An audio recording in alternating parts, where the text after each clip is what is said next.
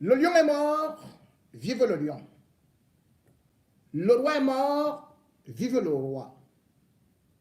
Chacun connaît ce refrain. Mais ce refrain n'est pas toujours un théorème, puisque ce n'est pas forcément l'enfant du président qui devient président. La preuve,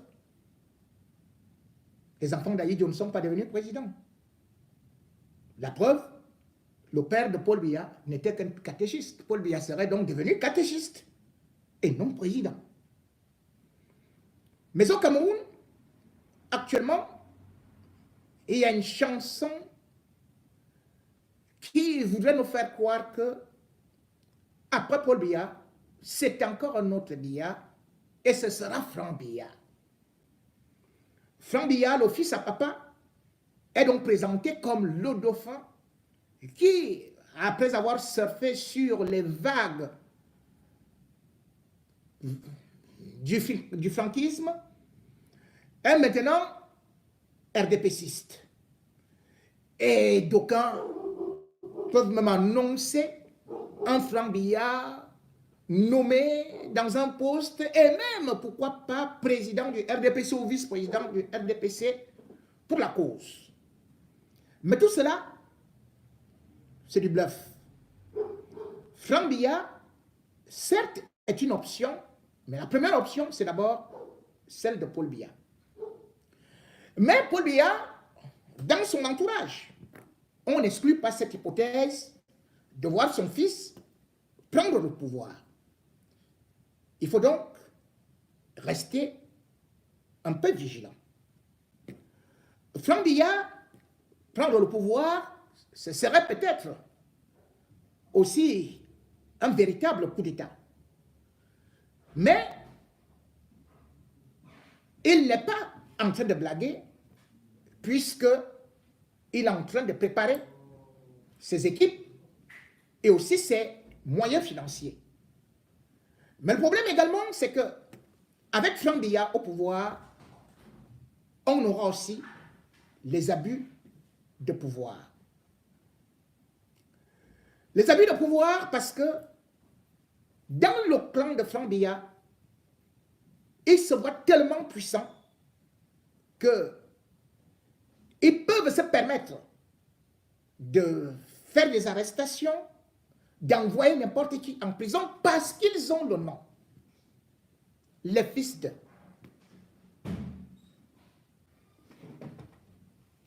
Franck Biya, je t'avais déjà envoyé des messages. De laisser cette histoire-là. Ceux-là qui te disent que tu seras président, ils veulent te voir dans la tombe. Ils veulent t'utiliser comme fusible. Oublie ça et contente-toi de tes marchés. Contente-toi de tout ce que tu as déjà eu à voler dans les caisses de l'État. Franck Biya, de toi à moi, tu sais que tu n'as pas une base. Tu sais que tu n'aimes pas le peuple. Et tu sais que tu n'as pas de cœur. Tu as le front à main.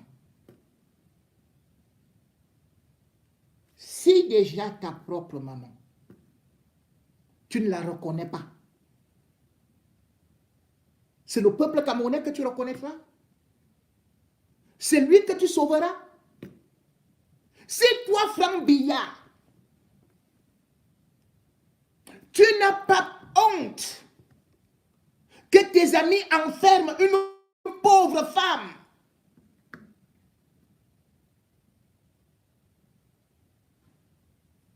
qui n'a rien, qui était leur esclave, leur ménagère, qui lavait leurs chiottes. et qui était payé en monnaie de singe.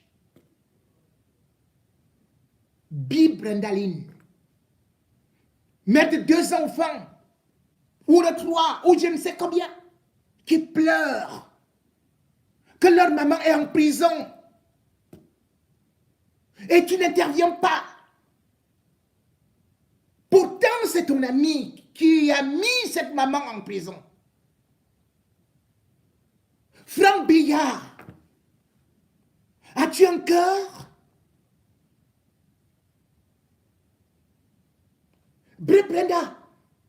Brendaline,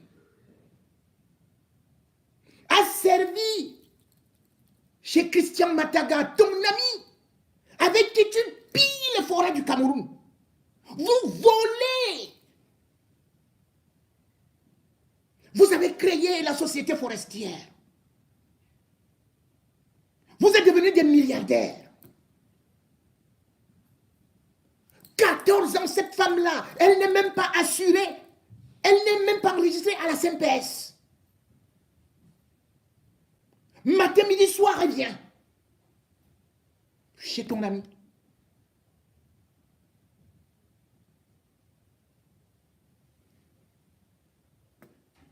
Elle abandonne ses enfants. Et vous l'arrêtez à la veille de Noël. Même ses enfants, tu aurais pu aller donner une bouteille de coca. Rien. Les enfants ont passé Noël à la belle étoile. Le réveillon du nouvel an. Ils étaient assis sur les bancs. Regardez comment leurs pieds sont blancs. Leurs lèvres sèches, déchiquetées. Ils pleurent. Et toi,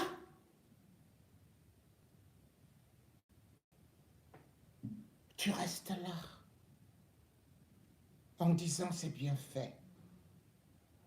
Parce qu'il a suffi d'un coup de fil à cette fausse magistrate d'Ababa pour écrouer cette femme qui, elle, n'a personne. C'est une histoire, comme tant d'autres, qui montrent les injustices au Cameroun. Quelqu'un devient quelqu'un derrière quelqu'un. Christian Mataga, c'est le frère de Franck Biya. Christian Mataga, c'est le fils de Paul Biya. J'ai dit c'est le fils de Paul Biya. Pourquoi? Parce que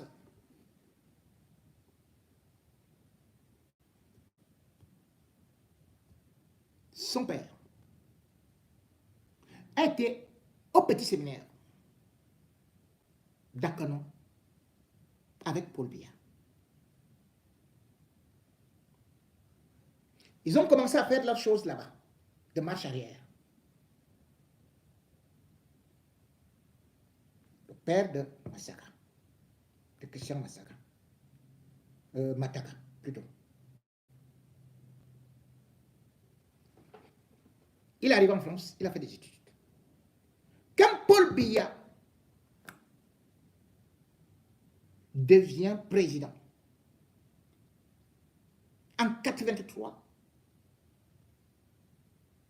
il va appeler Philippe Mataga, son ami, ou le Walwas, au gouvernement, au cabinet civil.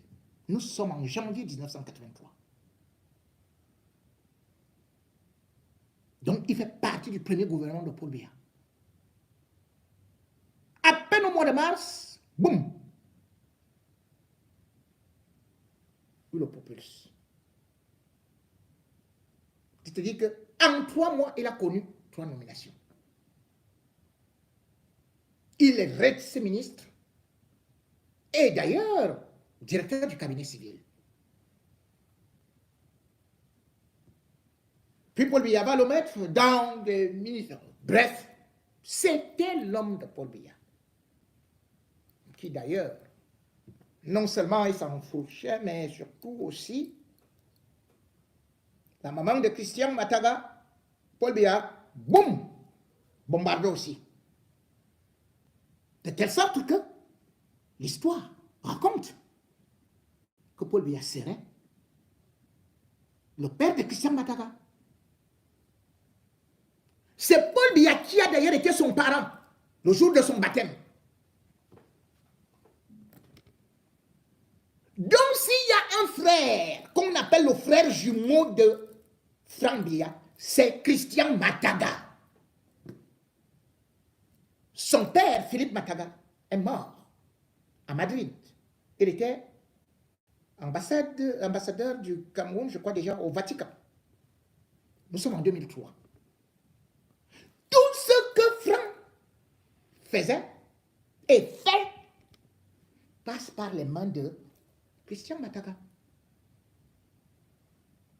Des milliards et des milliards. Tous les marchés, c'est tout.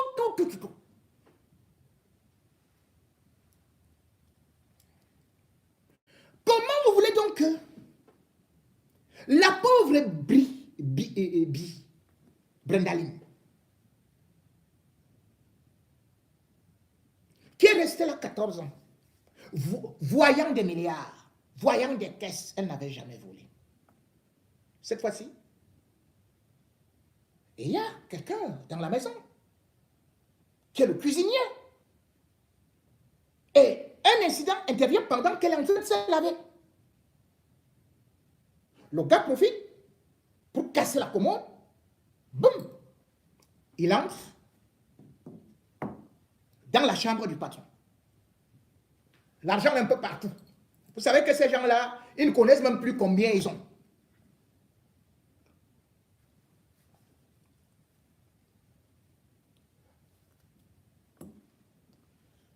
Le cuisinier aurait pris 20 millions.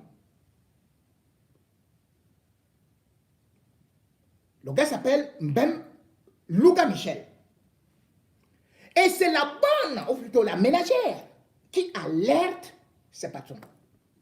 Le gars, quand il prend de l'argent, il prend la poudre d'escampette, il passe devant les gardiens sous prétexte que Christian Mataga lui aurait demandé d'aller remettre de l'argent quelque part à sa mère. Bref. On prend la femme qui a donné l'alerte. On va l'enfermer en cellule au 10e arrondissement de Bastos.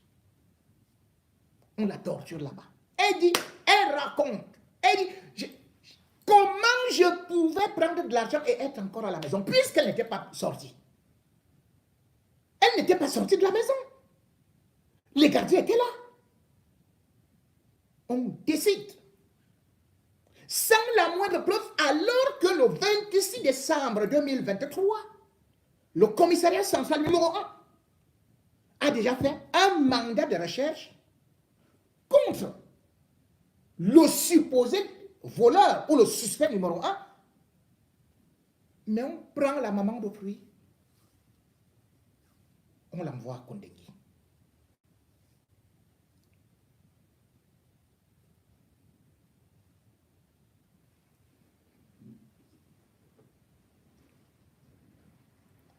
Tout ça,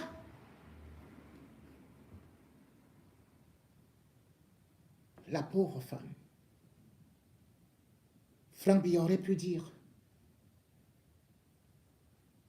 Christian, laisse ça, on la chasse. Et puis mon nom, c'est dedans, puisqu'on sait que c'est toi qui gères mes sociétés. Qu'est-ce qui dérangeait? Qu'est-ce qui empêchait à Franck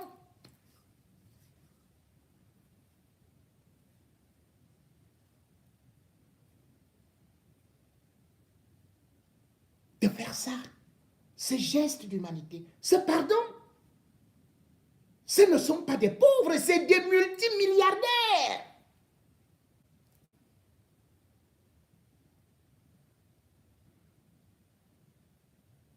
Combien d'argent Franck a volé au pays? Les OTZ, 100 milliards. Il est venu avec ses frères, ses amis. Ngéou, Nguewo fait des actes partout. Il vole, il vole, il vole, il vole. Et c'est Nguewo qui a présenté à Franck. Parce qu'ils sont comme au Gabon, hein, la Timion. C'est-à-dire que ce que le fils de Bongo Noureddin faisait, c'est ce que Franck fait. Avec le Nguewo. Nguewo a présenté à Franck, celui qui était à l'époque directeur d'Afriland First Bank, c'est-à-dire Ousmane Mé. Comme il est aussi d'une grande famille, il est devenu aussi l'ami de Franck. L'ami Ousmane Mé.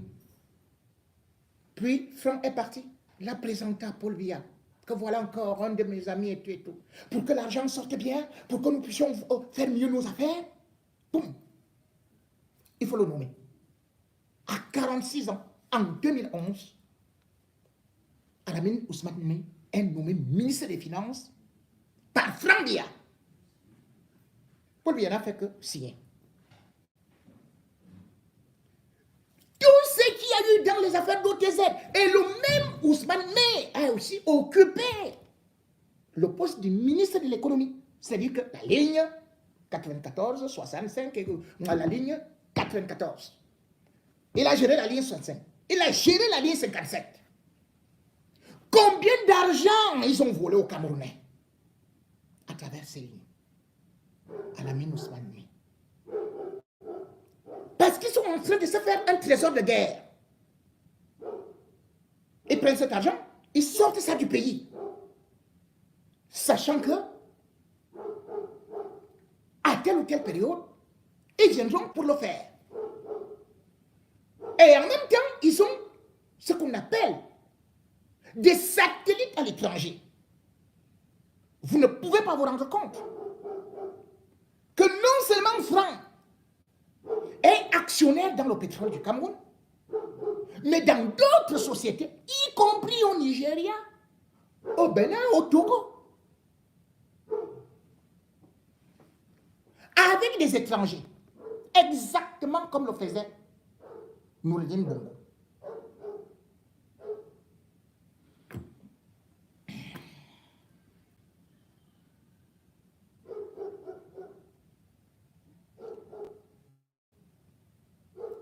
Franck Biya a un ami qu'on appelle Franck Talon. Vous n'allez pas le retrouver sur des réseaux sociaux. Non, non. On ne connaît même pas son nom. Mais ce type, il n'est pas béninois, hein, comme le président béninois là. Il est togolais plutôt. Franck Talon. L'argent sort du Cameroun, transite par certaines sociétés où Franck Biya est actionnaire. L'une des plus grandes sociétés où il est actionnaire, c'est à côté là. C'est au Nigeria. C'est un supermarché, c'est un mall qui... attendez, ça s'appelle... Jabi Lake. C'est un mall. C'est bâti sur 32 000 mètres carrés. C'est le plus grand mall d'Abuja. Vous savez qui est actionnaire là-bas? Franck Biya. À Abuja. C'est-à-dire que là-bas, il y a plus de 100 boutiques. J'ai dit 100 boutiques dans ce mall-là. Il y a 14 restaurants. D'ailleurs, le parking, c'est au moins 750... ça prend 750 véhicules. Ça avait été construit, je crois, par Bouygues. Au conseil d'administration,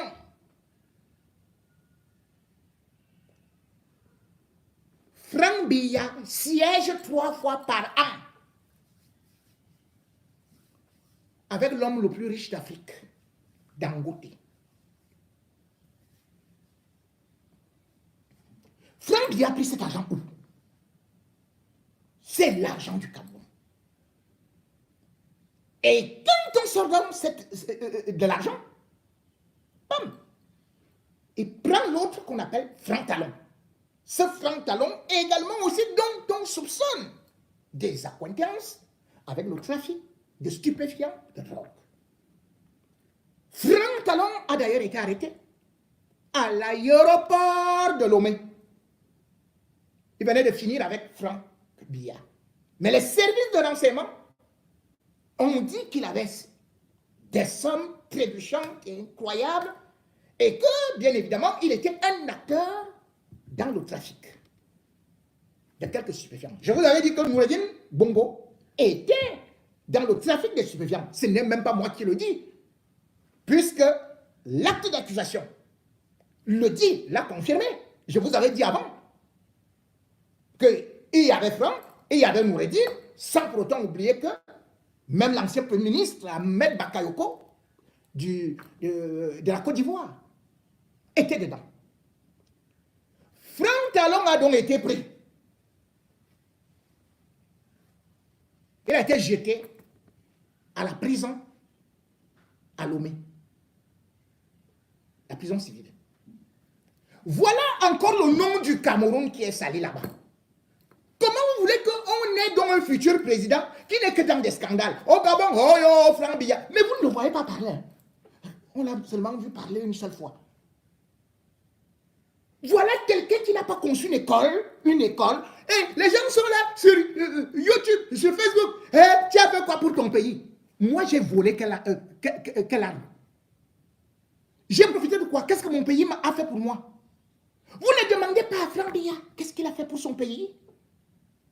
Même pas une route. Là, il va couper les arbres. Même pas un dispensaire. Mais vous demandez à moi, Ngono. Mon père n'était pas fonctionnaire. Ma mère n'était pas fonctionnaire. Je n'ai jamais été fonctionnaire. Et vous me demandez qu'est-ce que j'ai fait pour mon pays. Mais c'est lui qui prend les milliards de mon pays.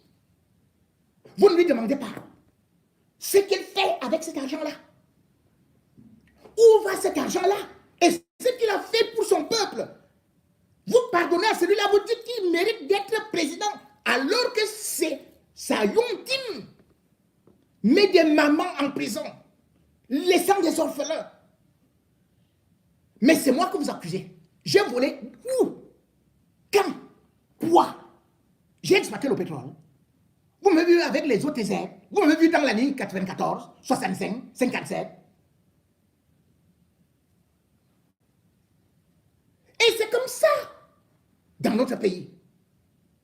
C'est-à-dire que les gens qui sont des bandits, dans le gouvernement, on applaudit. Mais c'est toi qui critiques, qui dénonce les abus, c'est toi qui deviens l'ennemi. Regardez dans notre pays, quand on dit donc que cet argent se perd, aujourd'hui le Cameroun n'a pas de devise. Et pourtant le fils de Paul Biya ne fait que sortir de l'argent avec des étrangers, avec un gain. Voilà les faits même qu'on doit arrêter. C'est ce qu'on appelle alors des mauvais faits même. Ils volent dans le pays, ils balancent ça à l'extérieur. Voilà ce que les gens comme le faux commissaire qui avec Mbargangele là me va. Il court derrière les faits même. Qui eux, ils volent à l'étranger. Ils vont dribbler leur argent à l'étranger, comme les pâtes diamants. Comment vous voulez que Franck Biya, qui a volé des milliards, les ministres du Cameroun, qui ont volé des milliards, qui ont pillé l'argent du Covid, et même les sociétés qu'on a dit qu'on devait construire, ces ministres-là sont au gouvernement. Mais on vous dit que l'homme le plus dangereux du Cameroun actuellement, depuis le 21 décembre 2023, c'est pas Diamant. J'ai dit, mais pas Diamant, c'est même qui est. On dit, c'est un fait mal. Mais qu'est-ce qu'il a fait?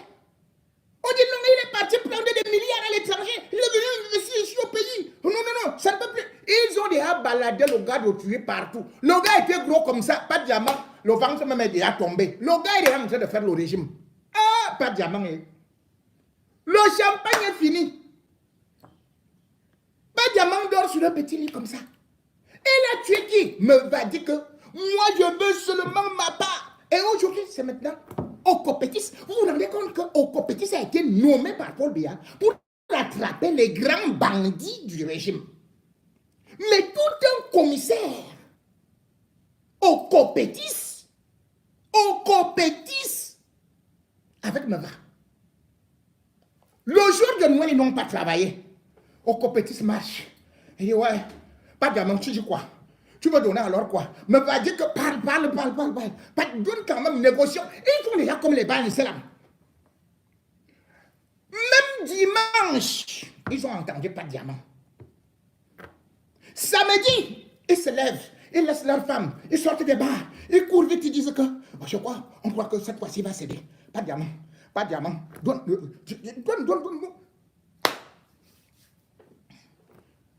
Maintenant,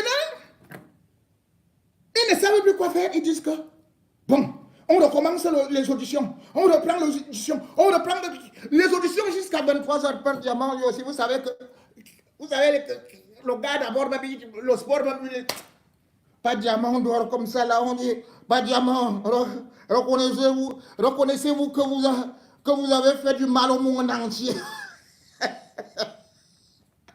Pas de diamant, avouez que vous avez ruiné, le Qatar et l'Arabie Saoudite.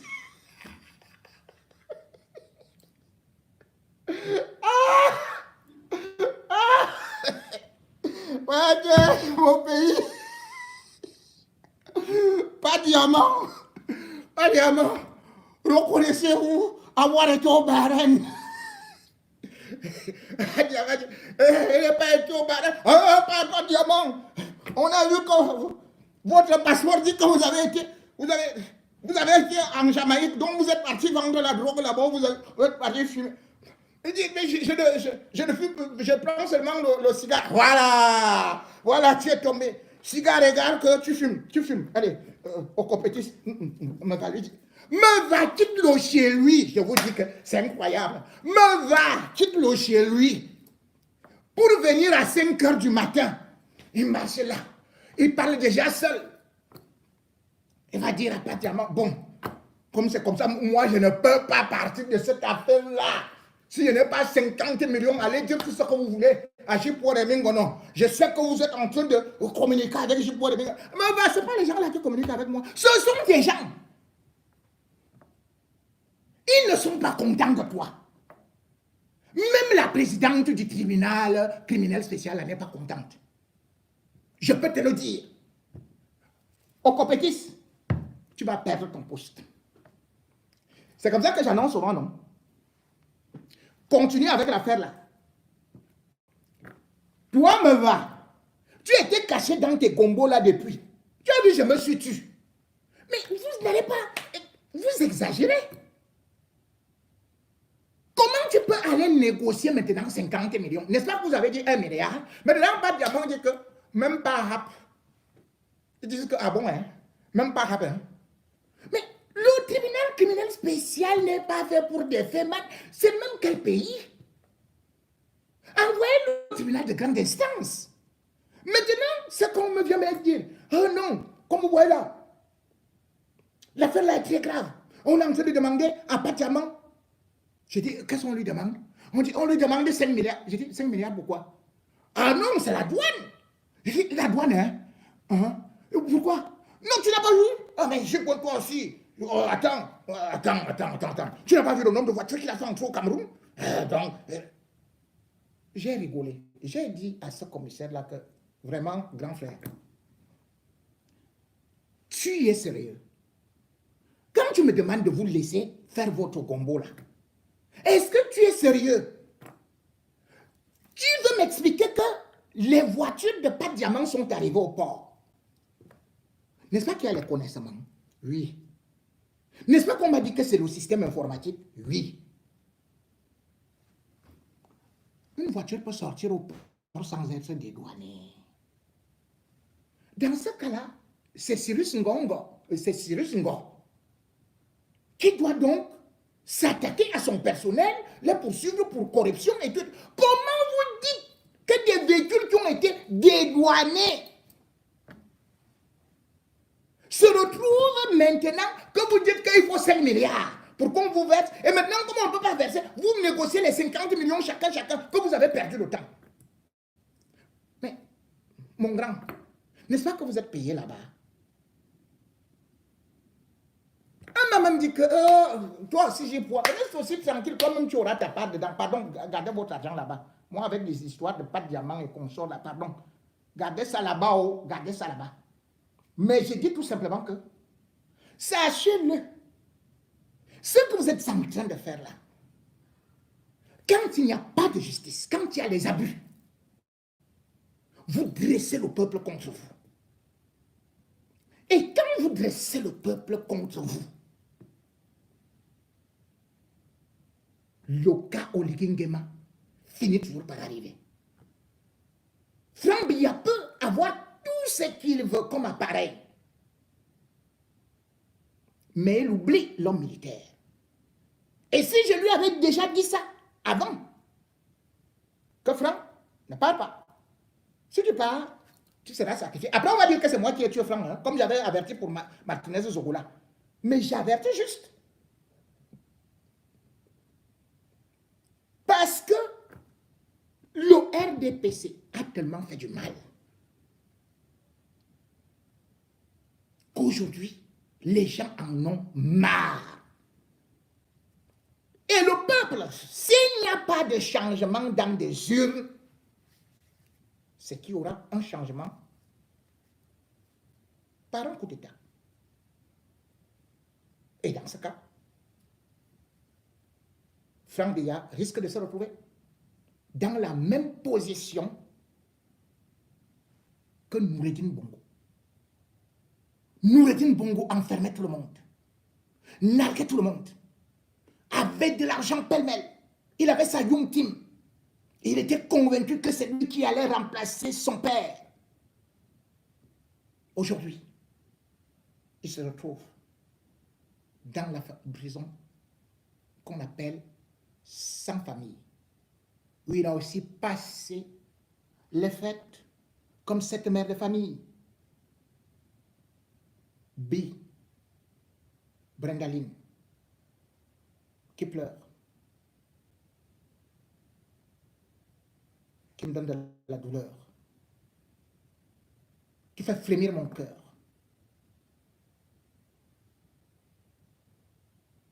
Et il y a une langue de cœur, ne serait-ce que pour ses enfants. Les enfants de cette maman,